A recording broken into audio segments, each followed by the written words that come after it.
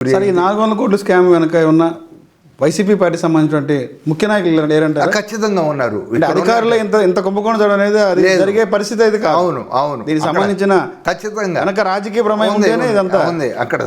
అక్కడ ఉన్నటువంటి అసలు తాడేపల్లిలో ఉన్నటువంటి సజ్జల రామకృష్ణారెడ్డి దగ్గర నుంచి ఇక్కడ ఉన్న పీరియడ్ వరకు మొత్తం కూడా దాని వెనక వీళ్ళందరూ ఉన్నారు. కేవలం అక్కడ అధికారులు దోపిడీ చేశారని కూడా అక్కడ ఉన్న ఇప్పుడు ఇక్కడ పనిచేసినటువంటి చైర్మన్ దగ్గర నుంచి మొత్తం దీనిలో భాగస్వాములే. ఖచ్చితంగా ఇంకా లోతైన విచారణ జరిగితే 400 కోట్ల రూపాయలు కాదు, 4,000 కోట్ల రూపాయలు బయటకు వస్తాయి.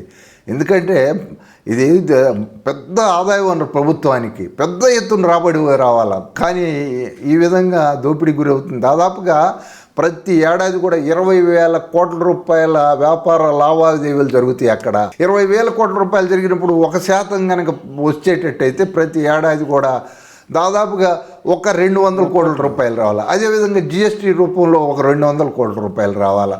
ఏడాదికి 400 కోట్ల రూపాయలు రావాలి. 5 ఏళ్లలో 5 4 20. అవి కాకుండా మరి మా ఈనాంలో నమోదు కాకుండా జీరో వ్యాపారం జరుగుతూ ఉంది.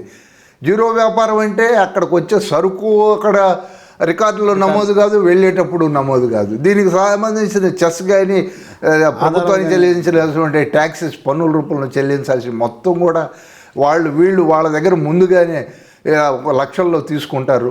ఒక్కొక్కళ్ళ దగ్గర ఒక పెద్ద ఎక్స్పోర్టర్ దగ్గర నెలకు 10 లక్షలు ఏమో తీసుకుంటారు. దీన్ని అన్నింటిని కూడా ఫ్రీగా బయటికి పంపిస్తూ ఉంటారు. అక్కడ మొత్తం కూడా ఒక్కళ్ళు కాకపోతే ఒక్కళ్ళు కూడా నిజాయితీ కలిగిన అధికారి ఒక్కళ్ళు కూడా లేరు.